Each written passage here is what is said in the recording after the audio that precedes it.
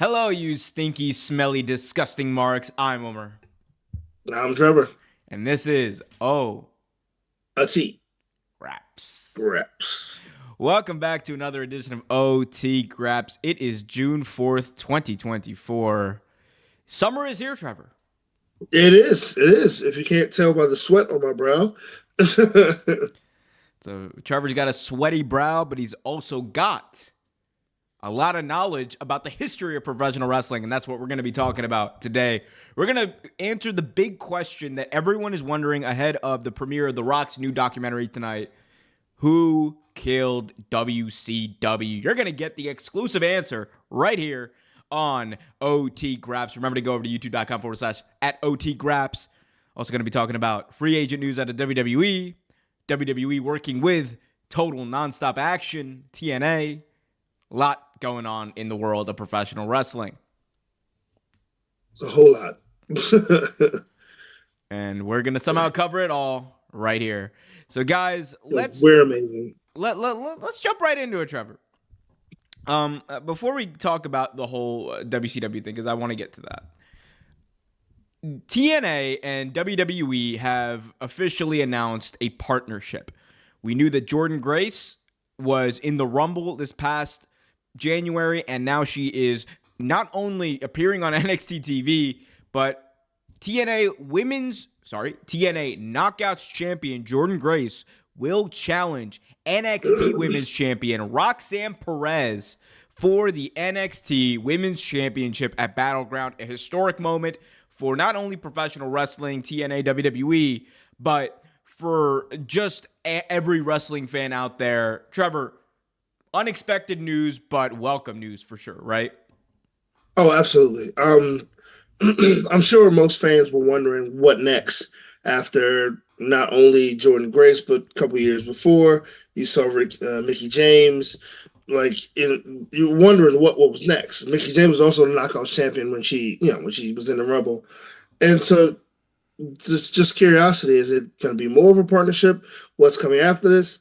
And then, like a week after we talk about how we don't watch NXT, Jordynne Grace comes up, and it was great news. Great news. I mean, also Ethan Page was on that same episode, which was very interesting. But yeah, I think it's big for wrestling. It's big for WWE. Bigger than a lot of people will try to. A lot of the marks will try to make you think. But no, it's a big thing for wrestling. Now, the question I think on everyone's mind is who goes over? Because WWE is obviously the bigger company. We've seen this dynamic kind of play out with Forbidden Door, with AEW New Japan. Right. With AEW really picking up most of the victories, if we're being honest. Is there any chance that Jordynne Grace wins the NXT Women's Championship? When is her TNA contract up? I believe she's got about a year. Don't quote me on that. Actually, I don't want people to be like, let's just be Jordynne Grace's contract. I don't want that.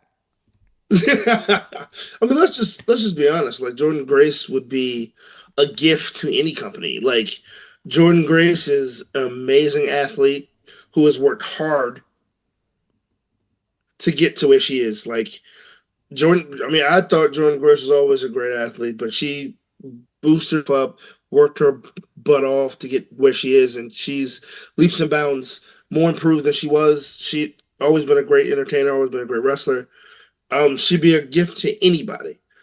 Now, my thing is, do you do this for the future? Do you make her look good for the future? Or do you just make Roxanne Perez look completely dominant? And honestly, I honestly think, in my opinion, you make them both look good. You make it a strong match between both of them. You make Jordynne Grace look good. I mean, keep her interested in the product, interested in the company, and make more money. And maybe somewhere down the line, you pick her up, and you also expose her to the wrestling fans too.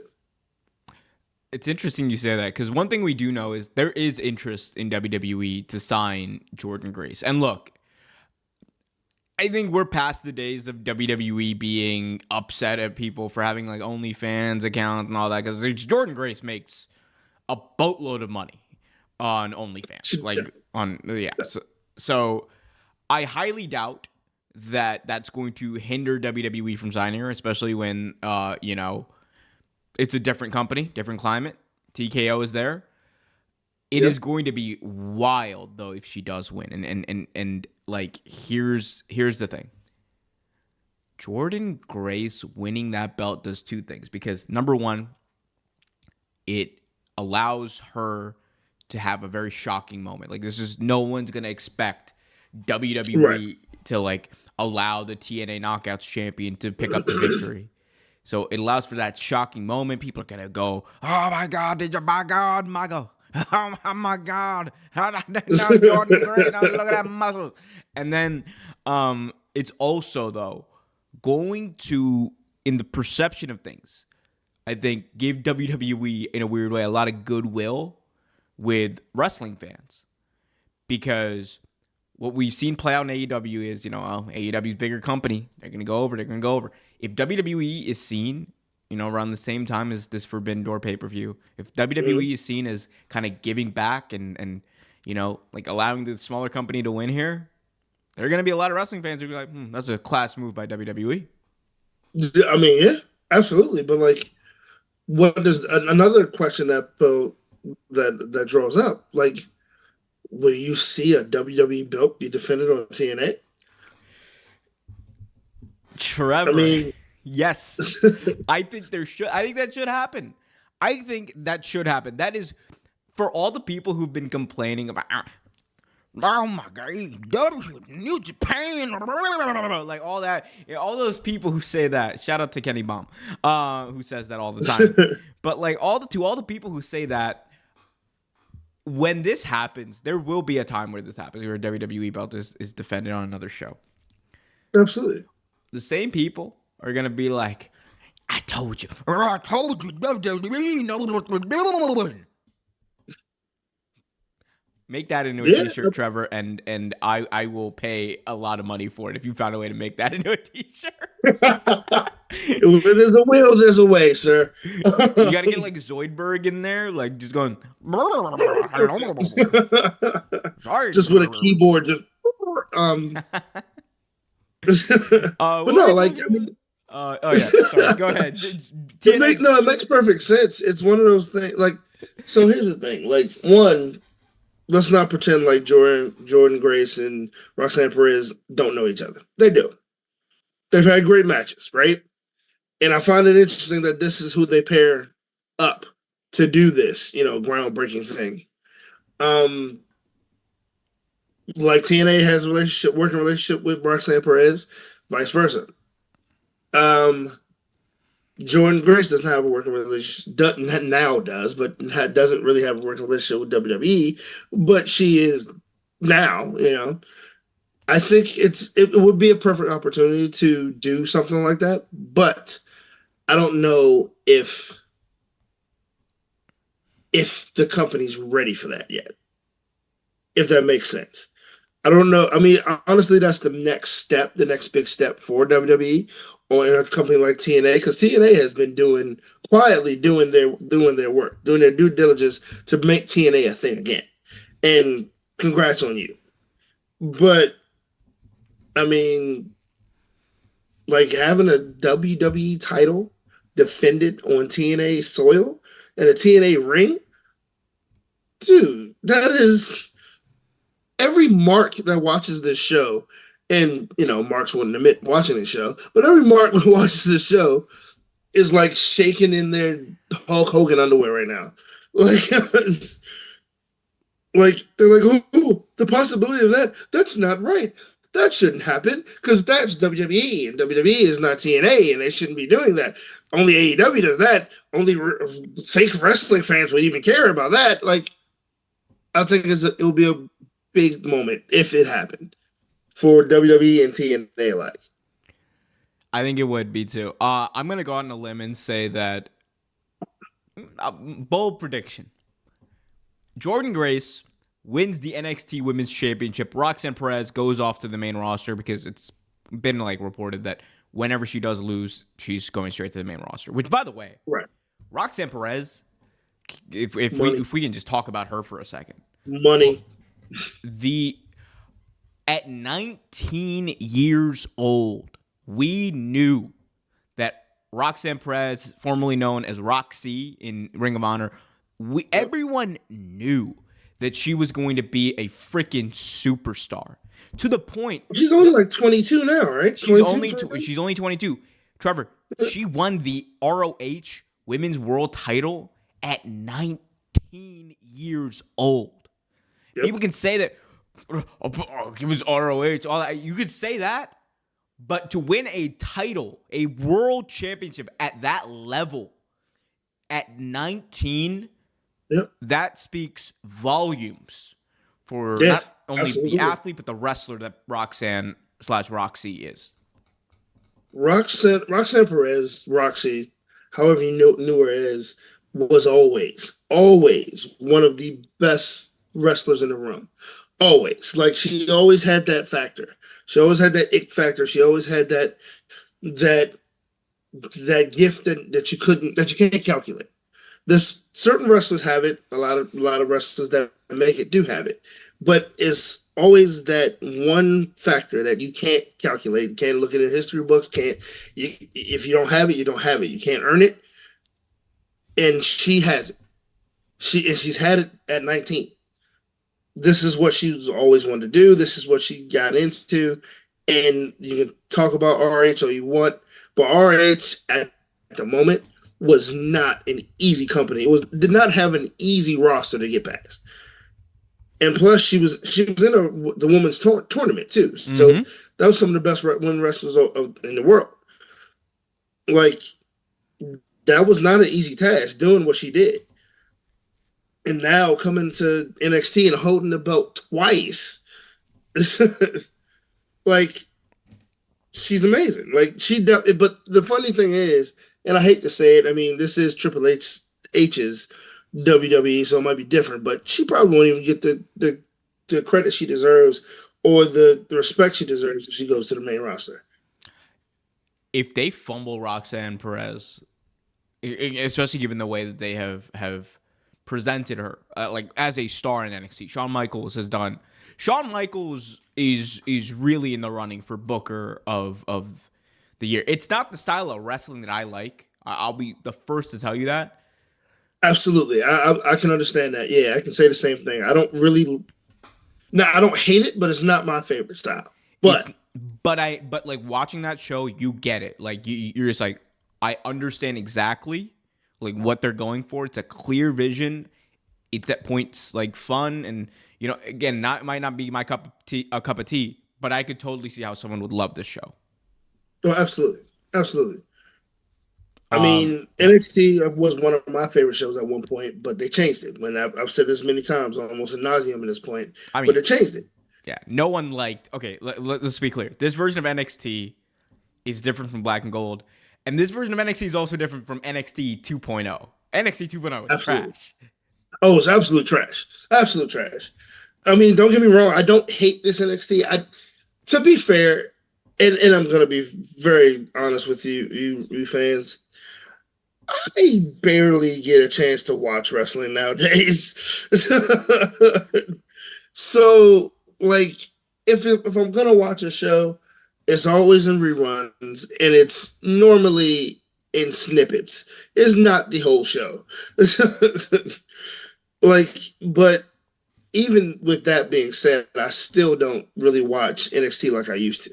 Did you get a chance to see Sexy Red and Shawn Michaels dancing to Sexy Boy? Unfortunately, I did. Shawn Michaels, man. That man, shout out to Shawn Michaels. Just shout out to Shawn Michaels. Mean, he is okay with making a fool of himself and having a good time. We need more of that in pro wrestling, man. We do, man. We really do. People too damn It's amazing. serious. We really do. People too damn serious. It's okay. Nothing nothing is that serious. Well, except, y'all hitting that like button and going over to youtube.com/OT Graps and subscribing. That is super serious. We'll come back to NXT in a second because I do have another question I want to ask you about the whole Ethan Page thing. Okay. But before I do that, as I just get a surprise ready. We do have an update, Trevor, on a certain injured wrestler that I know you will be very interested to hear about. This is just broke recently today. Really? Yeah, I'm in the process of pulling it up, so just give me a sec. Oh, in the meantime, let's shout out the people in the chat. What's up, John? How you doing? Good to Yes. see you. What's up, CC? I see you saying yo. I would put you up on the screen, but I'm trying to multitask here. Multitask. Multitask. All right. I think we got it. All right, Trevor, you ready for this injury update? Sure. Surprise injury update. It was a surprise to me. I just saw it. All right. Let's hit it. So we do have a bit of an injury update from the Rated R superstar himself, Adam Copeland. For those of you who may remember AEW Double or Nothing, Adam Copeland was injured on a pretty big spot off the steel cage. We now know he has had surgery. Well, I'm just going to let Adam Copeland tell you himself. Here's what he had to say. For those about to knock. Okay, first morning post-surgery. And I wanted to see what I could pull off. And there's probably a few things, but there's definitely one thing I know I can pull off. So right now I'm about to walk through the forbidden door. Since I can't walk through the forbidden door of the pay-per-view and face someone from New Japan Pro Wrestling, I can walk through, if I can open the door, there it is, the forbidden door of the gym. So here goes, folks. I'm going to show you what I can do 12 hours out of surgery. I can plank. So now I'm about to do some single leg planks. Check it out. Doesn't matter what you got done. Well, I mean, I guess in some instances it might, but the handles come in very handy here because they're causing me not to slide at all. So I can truly focus on engaging my core, keeping a straight line, and work the rest of my body, even though I'm just out of surgery. So we finally got the new shipment in. So we're back in business, everybody. All right. I'm already starting to lose my breath and get shaky. That was former AEW TNT champion Adam Copeland in very good spirits, recovering from surgery. I mean, look, instant reaction. Copeland is such a nice, like he is such a positive guy. He is. He really is. And I think that's why most people, myself included, feel bad for what happened because, dude, he was rolling. Everyone that said he went to AEW and fizzled out, no, like he really got started slow, but he really got started. He was rolling, man. It sucks that he doesn't have the title anymore. I mean, he has to give it up, but dude, it was just great to see. And it's also great to see that he's in great spirits and amazing to see that he's able to do that 12 hours after surgery. 12 hours after surgery, dude is doing single leg planks in his gym, and he's 50 years old. Yes. I could only hope to be at half of that at 45. I'm not even half of that right now. I'm getting there. I'm trying to work my way to there. Going to the gym lately. Same. But yeah, no. Shout out to Adam Copeland. I mean, obviously the injury has had a massive effect on plans for AEW. I think probably the plan was to have Christian Cage and Copeland team back up at some point very soon. Does not seem like that's going to happen, at least for a few months here. But again, I mean, that's the other thing with Copeland. It's been reported he's a guy who came over from WWE, who did not come over with an attitude, did not come over with this complex of I'm too big to be doing this, or I wouldn't do this. Huh? By all accounts, he has been a locker room leader. He has been someone who has come in and tried to be a positive influence on the wrestlers and help people out. And I know people got people still have a weird perception of Edge even after 2005 with that whole thing. But I'm it was 20 years ago. It was 20 years ago. Everyone has moved on. And it's so nice to see a business that jades the hell out of people, that turns people into monsters, that like that guy is truly like an example of probably like what you should be as a human being. Right. Absolutely. I mean, anything I say right now will probably be redundant because you said Say it it. anyway. Like, Let him know. Double down. like I mean, dude. Like, he's so nice. He's so humble. Like, I honestly think maturity was the best thing to happen to Edge. Like, one of the best things that could have possibly happened to Edge was fatherhood. I think it changed him for the best. He has so much support from the fans, so much support from his beautiful wife, the Glamazon, Beth Phoenix. Like, and it's sorry, as Santino would say, Beta Phoenix. Beth Phoenix and his beautiful girls, beautiful children. Like, he literally has the support of everybody. This man literally looks not a day over like 40. Like, and he just broke his leg. He's doing single leg planks. He's 12 hours out of surgery. Like, he looks way better than probably both of us combined at this point. Probably. Health Ain't no probably about it, bro. Ain't no probably about it. He definitely like, looks way better. this man is amazing. The things this man can do is absolutely amazing. Like, shout out to Edge, blessings and all that good stuff, man. Please come back soon and come back better than ever. We love the Rated R Superstar. I can't wait to see the Brood in AEW. We got Job in the chat saying, hi, fellas. Hello, Job. Good to see you. Eric Douglas also joining us. I'm doing well. Pretty good. You? Hope everyone is doing well, guys. Put your questions in the chat as we go. React to what the hell we're saying. Let's go. Be sure to smash that like button. Go over to youtube.com/OT Graps. We're approaching 270, I believe, subs on there. Let me pull up the latest stats because the view stats are actually off the charts on this channel. The view stats are crazy. The view stats are the view stats. Let me just give a live update to all the wonderful people out there. Oh God, we're looking at numbers now. We're looking at 163,000 views on the OT Graps channel. Wow. That ain't nothing. Wow. All right. Shout out to this beautiful man over here, drinking from the chalice of the god, nectar of the gods. Yes. Oh yeah, that's really cool. Yeah. Guys, remember to go over to youtube.com/OT Graps. Subscribe over there for exclusive clips and more content coming soon, hopefully. A few of my friends saw the sneaker video we just posted up over there. Yeah. Loved it, actually. Loved it. I have a friend who has that sneaker in his possession. It's a lot better looking in person, but still. Is it still crap?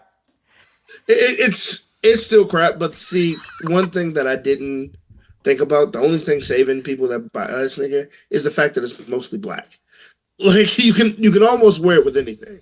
That is true. That is true. But yeah, I mean, it's still kind of but it looks decent on his foot because he has small feet. So neutral colors, got to go for those neutral colors on them shoes. Always. If you don't want people to see how crap they are. Absolutely. We were talking about NXT. I do kind of want to go back to that a little bit because you mentioned it. There was a massive debut recently on NXT. Someone jumped ship from AEW to the WWE. Oof. Someone in the chat is okay. You got both of this year's Money in the Bank ladder match will feature 8 people. That's gonna be crazy. Anyway, Trevor, WWE signed a free agent away from AEW, and his name is all ego. Ethan Page made his debut, Yes, attacked Trick Williams. He literally went and he whooped that Trick.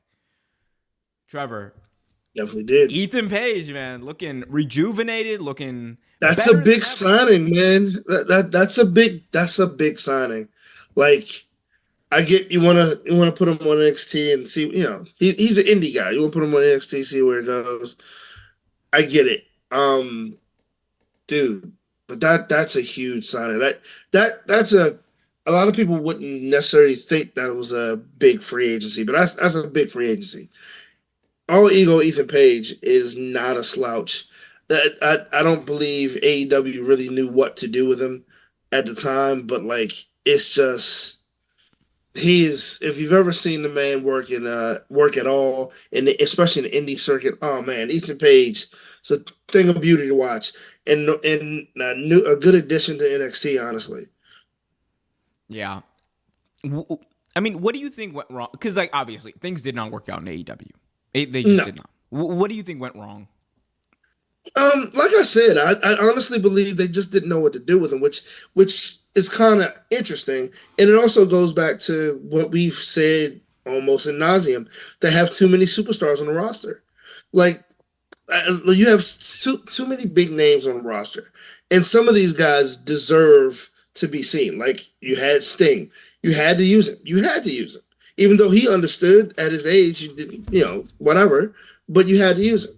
Darby Allin, another guy, have to use him. Swerve Strickland, you have to push him to the moon, right? Have to. MJF, Adam Page, like so many guys, you have to push to the moon, and somebody has to take a back seat. Normally, it should be someone who's not great on the mic, who's not great in the ring. So you wonder why they push Hook so much and not Ethan Page. And you can say what you want to say. I love Hook, but he's crap on the mic. And a lot of his matches are boring. This is a rare occurrence on OC Graps. Trevor and I are on opposite sides of the planet with this take. I think he's getting better, but especially when he first started, not at all. Like, I didn't think he was that good at when he first started. I'm about to say something that's might get me. What? I'm gonna say something that might get me canceled in the wrestling community. I'm gonna say it Okay. anyway. Hook to me screams Roman Reigns levels of potential. Absolutely, I don't disagree with that. No. I don't disagree his potential. You said potential. You didn't say what he's doing now. You said potential. Potential, I think he has potential to be amazing. Like I said, he's getting better. When he first came, I definitely didn't like that. I definitely didn't like him when he first came out. I'm still on the fence, but potential-wise, yeah, I see great potential in the guy. But I just don't see it now. But I see, the way I see it is Hook is a prize fighter. He is a big money fighter. Like, He doesn't necessarily need to be good on promos. I think bro is fine. Okay, that makes sense. Yeah, he definitely needs a manager. I will say he needs a manager. All right, I'm not saying right. Okay, the Roman Reigns thing is like everyone's gonna be like, nobody talking about like all that stuff on the internet, right? And I love how you've gotten to the point where that you don't even react to it anymore. You're just like, this is just what he does. Yeah, I mean, hey, how long have we been doing this? Well, that's why I had to change it up. I changed up the, oh yes, hello, my name is I would like Seth Rollins. to do that. Now I gotta find something else to do. I gotta find what's next. What would next be like? We'll figure it out. I got one. Let me just go like.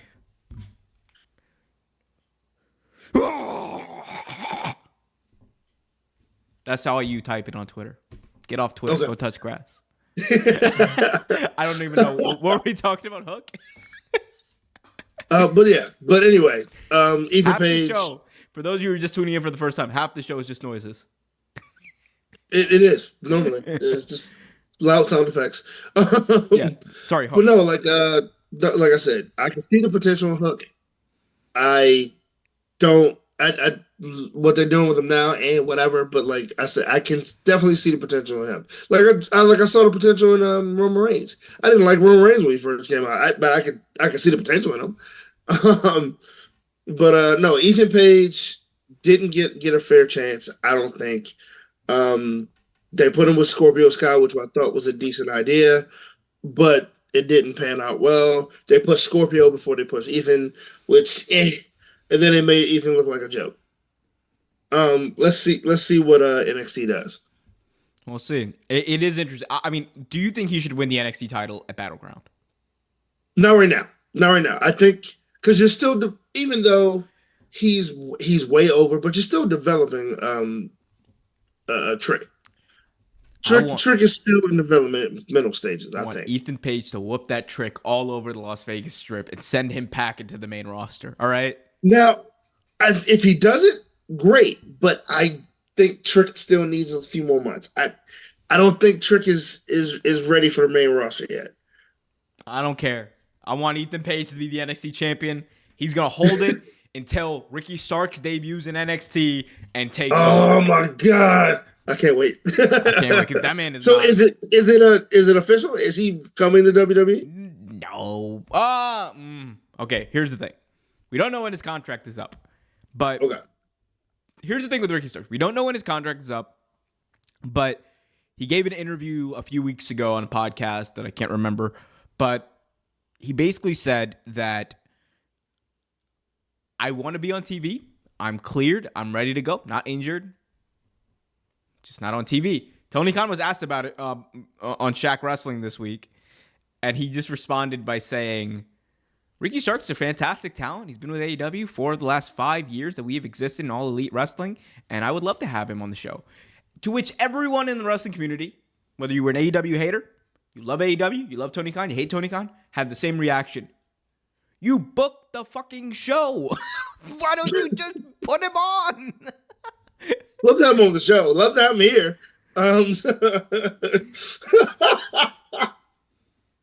Yeah, like he's a visitor. Like, I love to have him here, you know? It's like that's like Vince McMahon was like, oh man, imagine if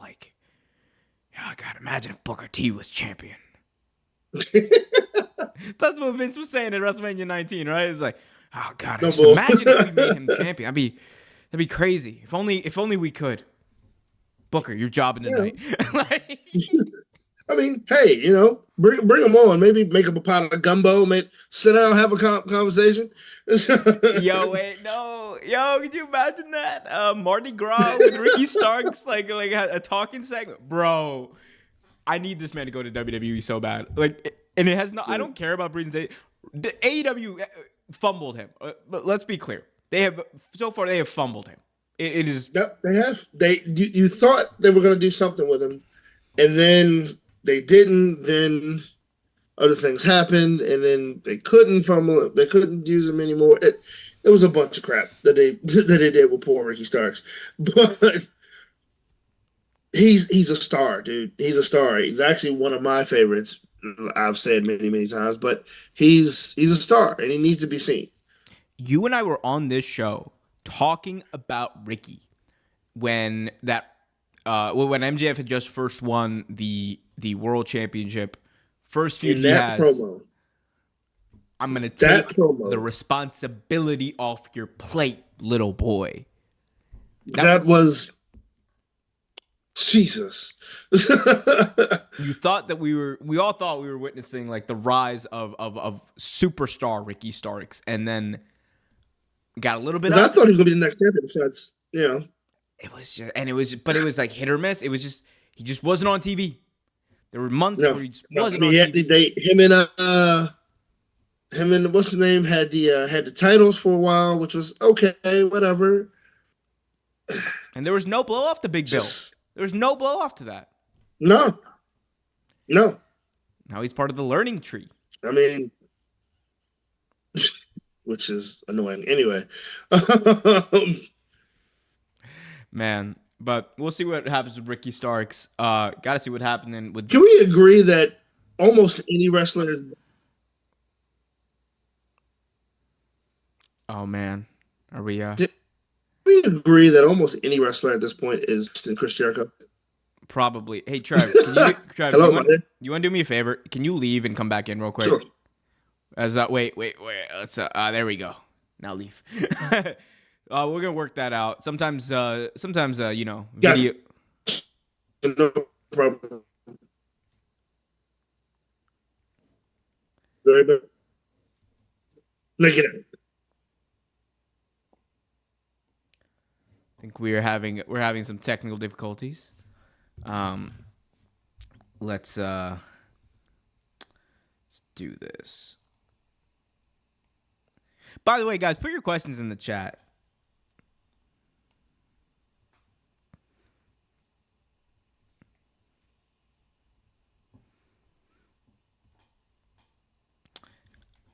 Anyway, as we were talking about Ricky Starks there, Ricky is definitely like gonna be a guy who will shock people when he goes to WWE, because I think a lot of people are just used to seeing like, oh my God, the Ricky Starks of like, not the Ricky Starks of old, but like, the Ricky Starks who is in AEW, wasn't booked right. But I'm telling you, you guys are going to get a massive, massive difference in Ricky this time around.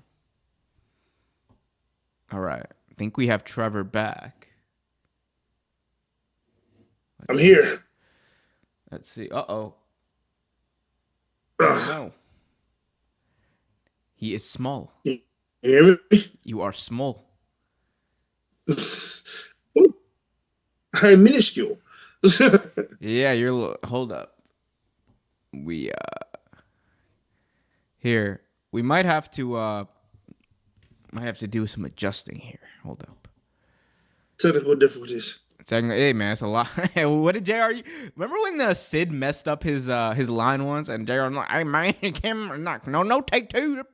We're live TV, pal." No take two. No take two. Bro, I love bro. Shout out to JR, man. Hopefully he's doing better. I heard he was in the hospital a while back. Yeah, I didn't know if that was true or not. Let's see. I'm gonna crop you a little bit, bro. It's gonna make you big.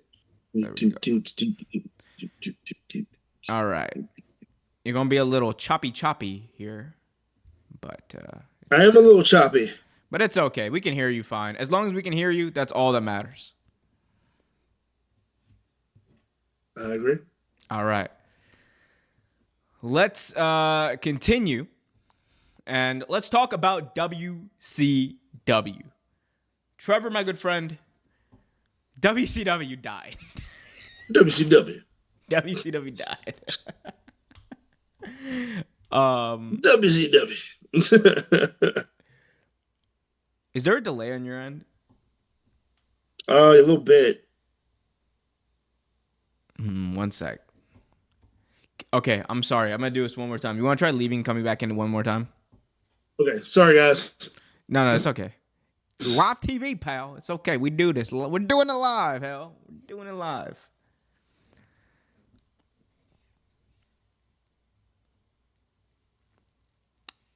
Dallas Cowboys suck, by the way. Just going to put it out there. Got his Taco Kid saying, what's up, former Trevor? What's up, Taco Kid? Just going to get Trevor back in here and get right back to it. Y'all remember to go over to youtube.com/OT Graps and subscribe for more wonderful content, exclusive videos, all that jazz, as we bring the Trevor, the game back into the fold. Hopefully. Come on now. Come on. I know. There he is. I think he's back. Guess who's back? Back again. Trevor's back. Slim Shady's new song sucks. Yo, have you listened to the new Eminem track? Oh no, he froze. Houdini? You hear me? Houdini? Yeah, Houdini. Have you listened to it? Can you hear me? Man, hold up. Yeah, I've heard it. Okay. What'd you think of the new track? It's not terrible, but it's not great either. Can you hear me, or am I sucking how right about now? this, Trev? I'm just gonna put the picture of you up. Can you? Because I think it might just work better if you go off camera, just so we get the audio. That's fine. Yeah, that's fine. Technical difficulties, man. Can you hear me? Yeah, we can hear you fine. Oh, can you hear us? Cool. I can hear you. Man. Here. Let's Taco King. man, we are hold up. We're figuring this out live. Okay. Let's just do it. Do it live. Screw it. They're live. All right. Trevor.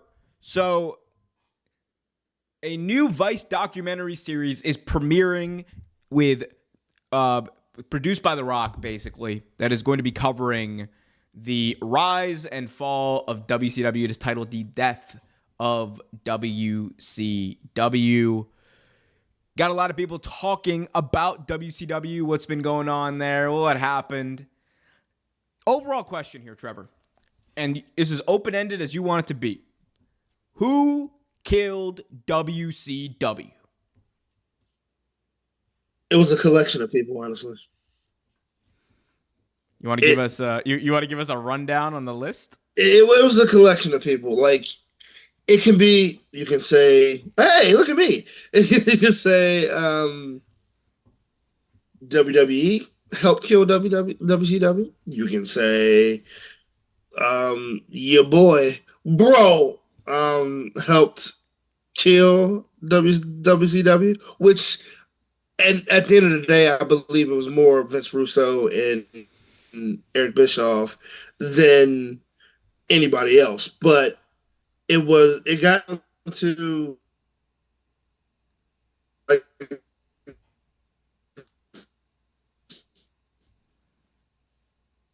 Oh no, we lost him again. 75 episodes. it got down to egos. It got down to people. Oh my god, people wanting. Hello, Hello. am I there? Man, Am you I are alive? stuck. Hello. You are there, but like it's a very unflattering picture of you that is up.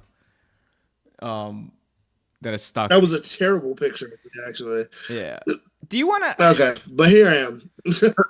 I'm so sorry. Do you want to maybe call in, like on your phone or something? 'Cause we just keep losing. Yeah, like just now, we just lost you, I think.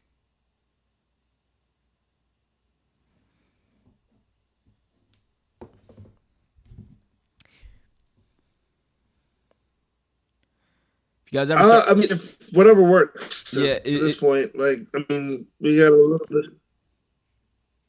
Let's see.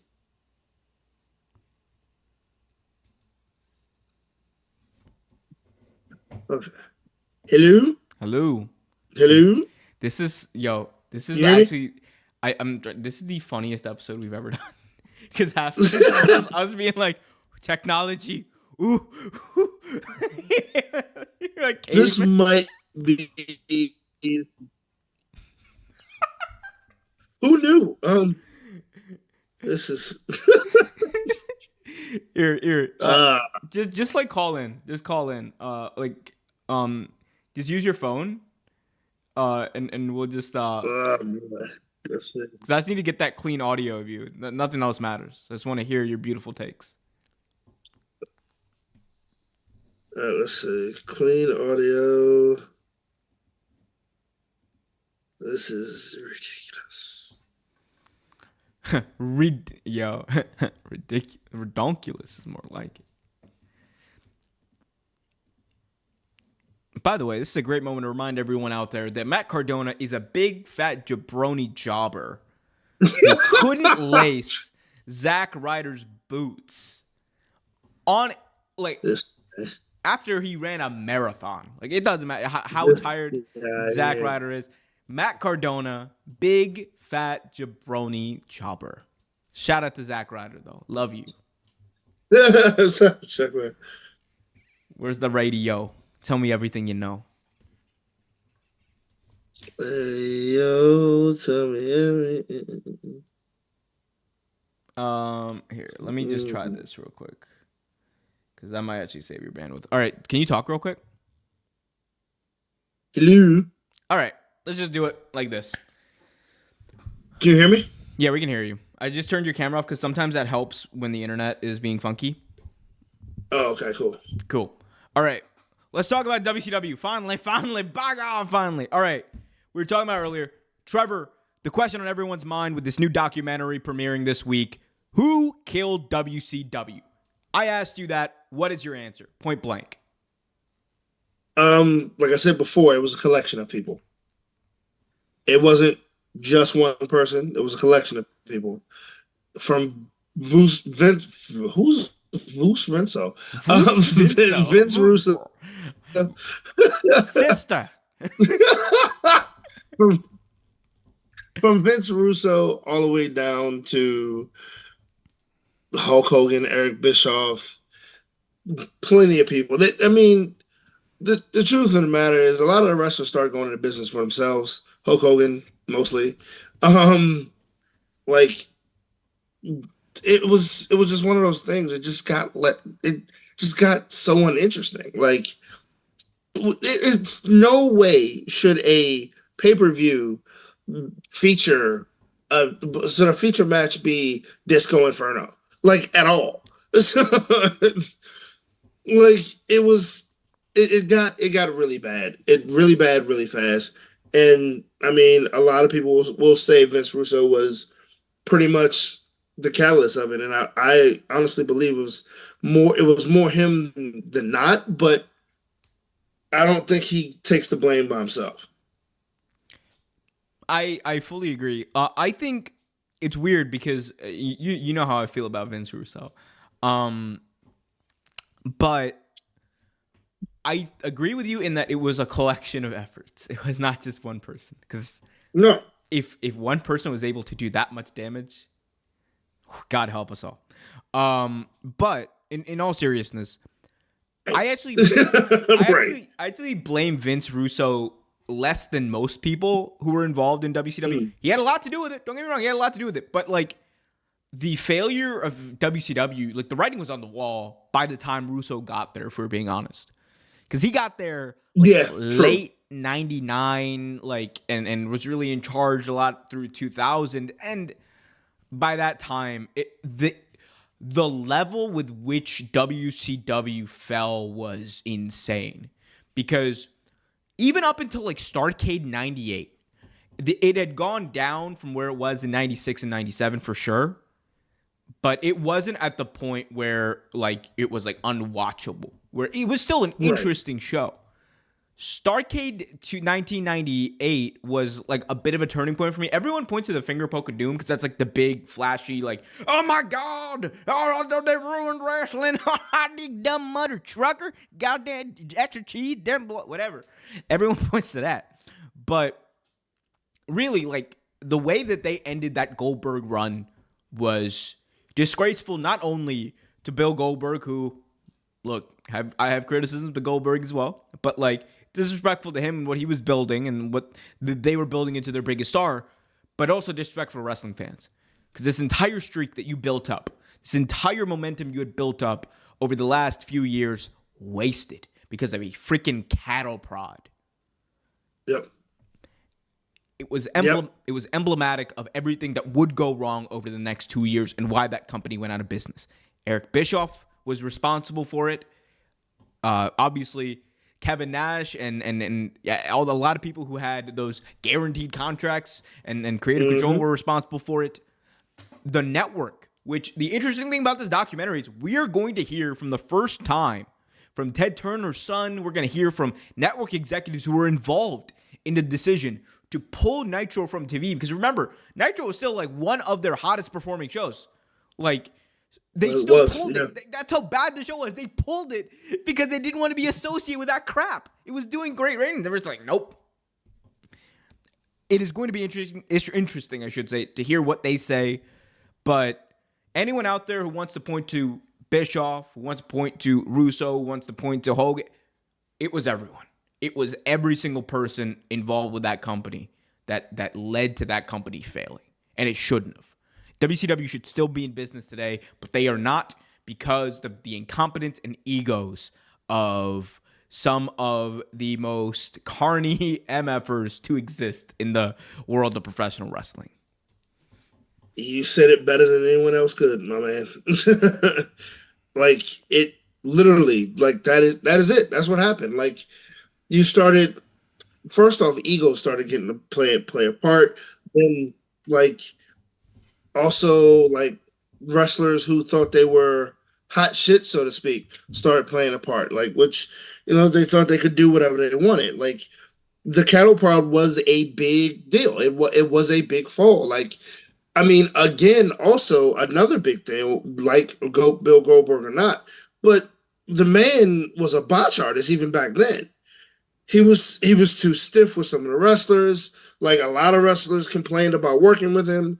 Um, I mean, he literally proved that he couldn't truly wrestle. He came out there. His matches weren't supposed to go past 5 minutes. Like that was it. That was. I mean, if you heard him talk on the Stone Cold show, that's true. That I mean, they never expected him to be more than what Bill Goldberg actually was, but it didn't help with a lot of the gimmicks and things they used. They could have had a great match between him and Bam Bam Bigelow. Didn't exist. You had talent like Bam Bam Bigelow, and you still went under. Like it's a shame. Like you said, WCW used to be around today. And if it wasn't for the people writing, the people running it, the people wrestling for it, like it was a combination of everybody that had something to do with WCW that caused WCW to quote unquote die. Yeah. And it didn't help that WWE at that time was at their most profitable at that point and Yep. their most popular at that point. Yeah, WWE was kicking their ass hand and foot at that point. Like it was like they really were winning at that point. I mean, and the thing was, WCW had them on the ropes. WCW had them where they wanted them. They just couldn't land a kill shot. They couldn't land a kill shot because if things worked differently, we could be talking about the death of WWE. Like I mean, you don't know. You really don't know because at that time you had the outsiders, Kevin Nash, Scott Hall. You were building that whole thing up. You were making Sting what he is today. You were like getting Lex Luger off TV. I mean, because why not? Fuck him. Jesus. You were dealing with other things. Like I mean, and it was good TV. Like honestly, who didn't enjoy hearing, oh, tonight wrestling is Eddie Guerrero versus Juventud Guerrero? Like those were some of the Eric best Bischoff, matches. that's who. He didn't like it. Those, He I know he posted didn't like it, but who cares about him? But those are some of the best matches. Like that cruiserweight division was amazing. Yeah. And it's part of what kept them on TV. Yeah, I mean, and like the thing is, I think the other thing is they relied so much, like from a booking, like if you like, there's obviously more than one booking decision that led to the downfall of WCW. As with anything, you want to point to something that played a critical role was their over reliance on the NWO. Yeah. You want to talk about running things into the ground? Vince McMahon in 2019 wishes he could run things into the ground as badly as WCW ran the NWO into the ground.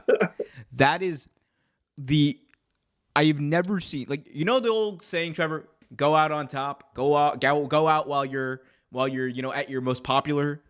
That was the thinking of breaking up the Shield, because Absolutely. that was like, I mean, it's still like to this day one of the perfect breakup angles because it's still impacting wrestling today. They went out on the night after their biggest achievement. They could not do anything more as a trio. And they broke it up, broke our hearts, and made 3 massive industry-changing stars in the process. Absolutely.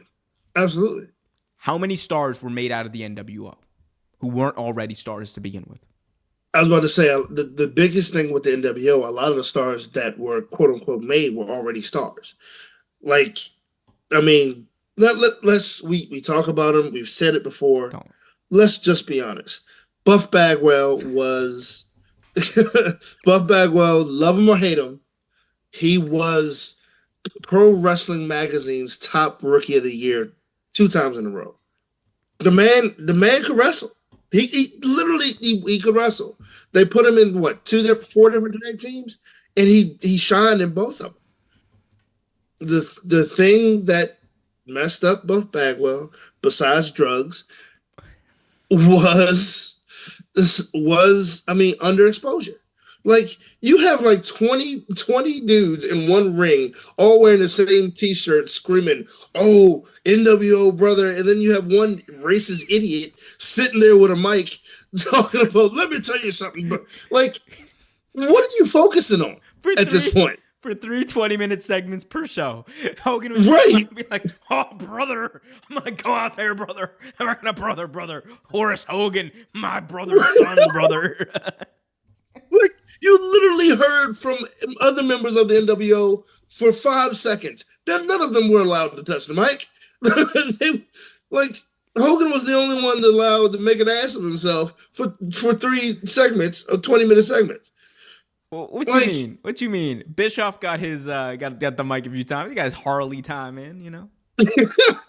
I mean, of course, he helped start it. Like the company was his. I mean, you literally had Scott Norton, one of the biggest stars in New Japan, one of the biggest most underrated stars in wrestling in general, and you used him. How much? He didn't have a major title when he was in the NWO. He did nothing.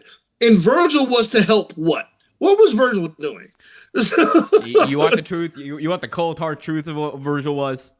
Token black guy? That man was there. That man was just there to be a jobber because they needed jobbers to work up to Hogan. That's it. Dude, that's it. That's all he was. And then you have Brutus the Barber, disciple, who no one knew who he was. Bro, look, the magic of steroids, honestly. Like, dude, you want to talk about steroids were built different in 1998. By the way, Bruce the Barber Beefcake was looking. It was crazy. Dude, no one knew who that man was. No one. I didn't believe it was Brutus the Barber Beefcake. Bro, that's crazy, man. How else do you think Barry Bonds hitting all those home runs, man? The 90s steroids don't compete with the 2000 steroids.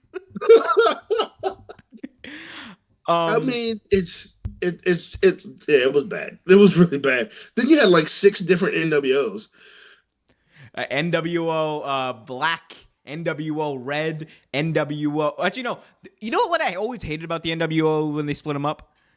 They didn't simplify the names.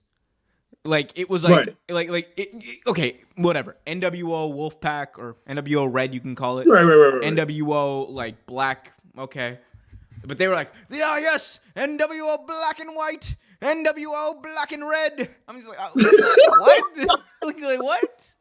What are we doing? And they would refer to them with the full oh look, he is part of the NWO Black and White. This man is facing from someone from the NWO Black and Red. Just say Wolfpack. It blew me. You couldn't just say Wolfpack. I'm saying, bro. All they had to do was you know how cool Wolfpack looked in the NWO little letters? You don't even need NWO. Forget NWO. Wolfpack. Exactly. Just Wolfpack. And dude, I'm sorry. Wolfpack was probably the best one. Their theme music was amazing. That theme kills, destroys anything. Never turn your back on the Wolfpack. You might end up in a body bag. No, it was great. My favorite part of 2010, of Hulk Hogan and Eric Bischoff coming in and basically just doing WCW in TNA 10 years later. My favorite part of that was the shamelessness with which they just ripped off of WCW themes. Dude, it was ridiculous. It was absolutely ridiculous. They literally stole the Wolfpack dun dun dun dun dun dun dun dun dun dun dun dun. They did. And then Hulk Hogan had the so on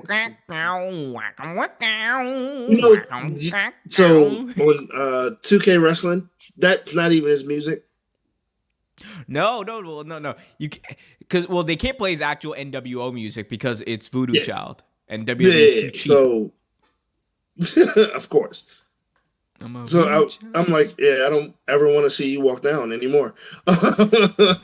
Bro, I can't believe they had that man coming out to Jimi Hendrix. That's crazy when you think about it after the fact. Still one of my favorite songs too, unfortunately. Shout out to Jimi Hendrix. All right. Last thing on WCW point, and then I want to quickly move on to some WWE contract news. Let's talk about this documentary as a whole. So we have seen Kevin Thorne making an appearance on OT Graps.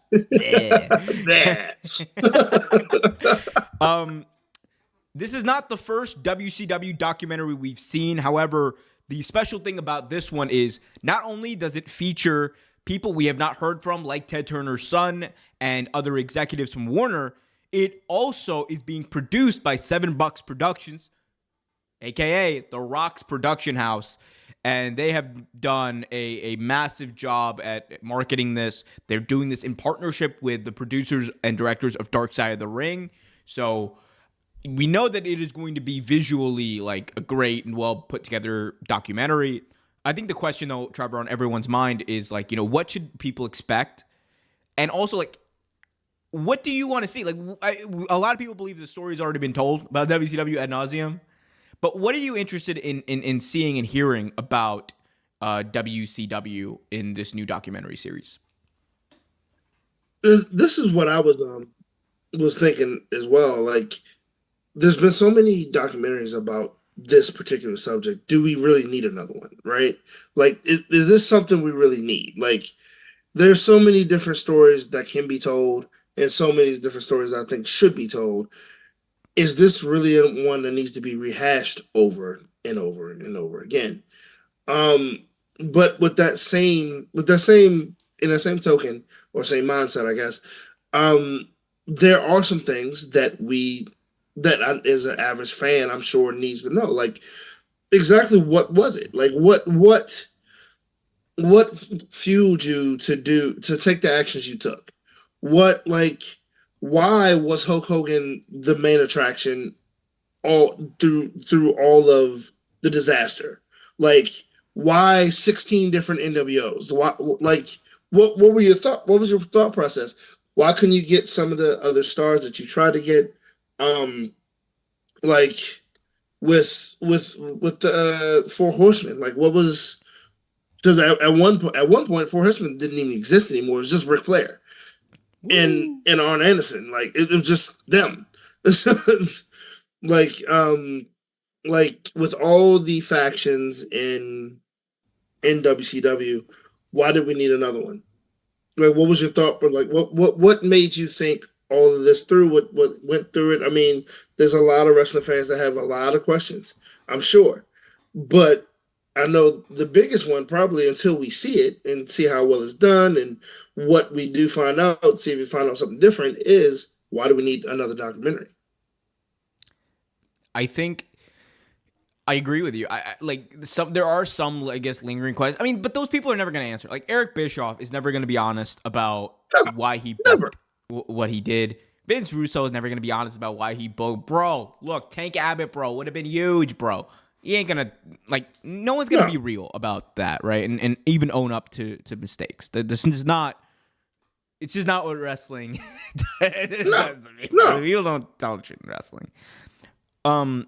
What I am gonna be interested to hear, and again, I think this is like going back to a point we were talking about earlier, was the executives who were at Time Warner when, all this went down.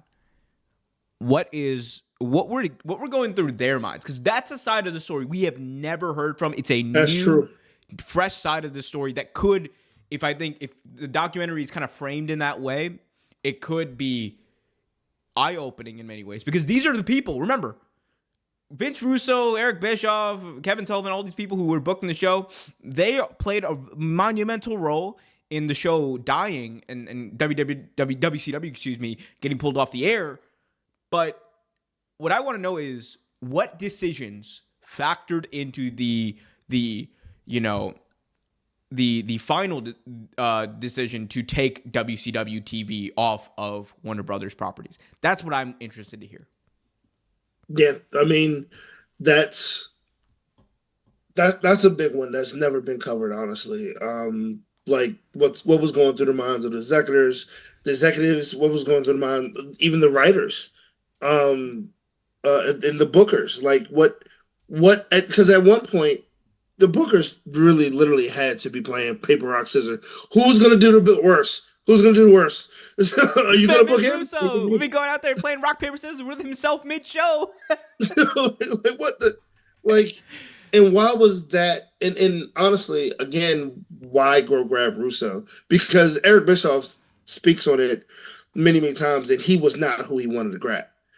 Um, so there's a lot of things that can be answered. So I mean, I hope that's what they touch on because honestly, it's nothing but a well, Vince did all of this. Eric Bischoff did everything. Like it's gonna be a like he say she say, and no one's really gonna tell the truth.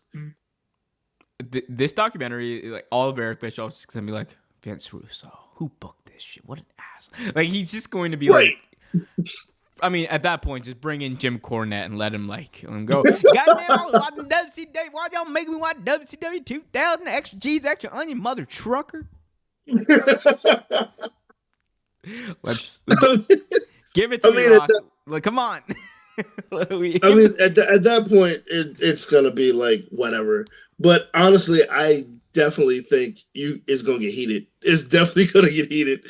Let's go. Give me old ass wrestling podcasters with nothing else to talk about, complaining to each other. Last thing we got to talk about, and then I do have to run. Apologies to everyone out there for the quick show, but some WWE contracts are up.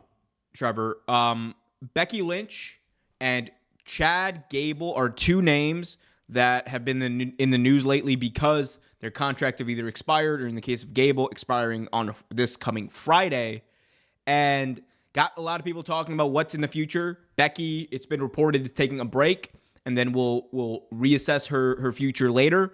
We know that Chad Gable is going to be wrestling Sami Zayn on June 15th, so he will be at that show after his contract technically is reported to expire. We have seen, though, however, in the past, Adam Cole signed an extension to finish out a feud, so things like that have happened. There's no word yet on if he has resigned. No announcement on that front yet, but big names leaving WWE, or big names have their contract expiring in WWE. What are your thoughts? Yeah, I mean, we knew about Becky. We weren't totally sure about Chad Gable when it was expiring, but we definitely knew about Becky. It's interesting because I don't think. I mean, because honestly, I think it's going to go through another round of budget cuts too. Honestly, coming up soon. That's when they always do it in the summertime. But Chad Gable expiring, I think, is a shame. He's such an underutilized wrestler. I mean, it would be great if they just give. Even though I love Sami Zayn, it'd be great if they just give him the belt and then be like, "Hey, you want an extension?"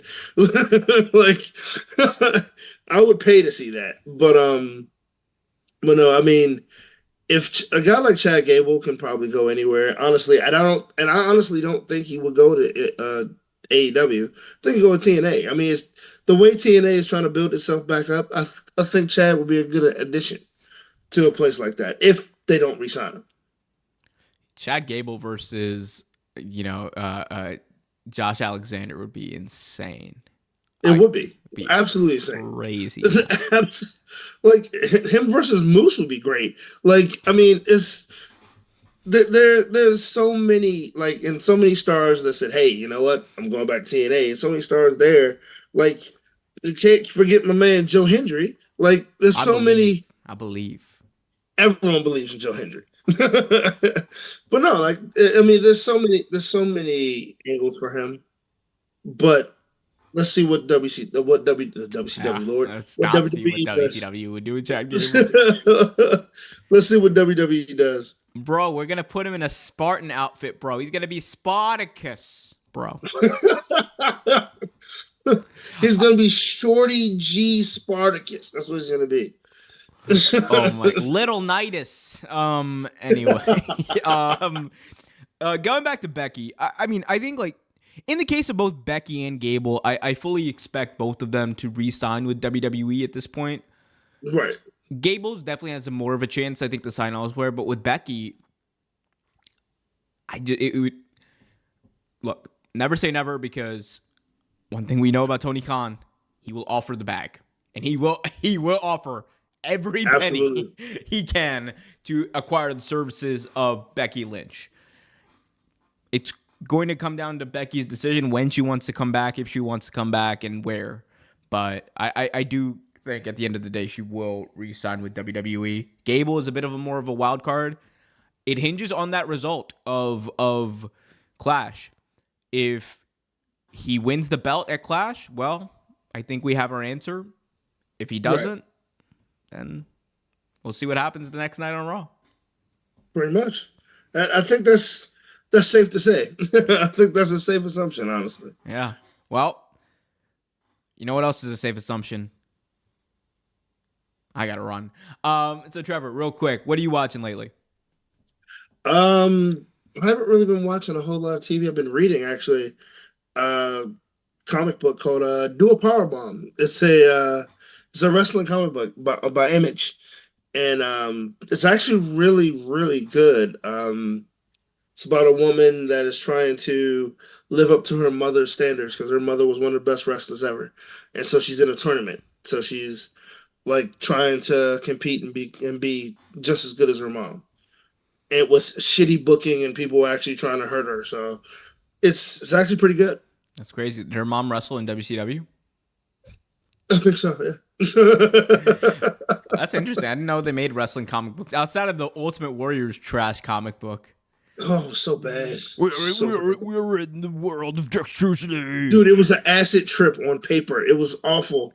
I do love how, like, the last comic book that he released was like just give it out, like him just complaining about his writers. He's just like, oh, look at this! I paid them good money. Look at this! They're not me dexterity.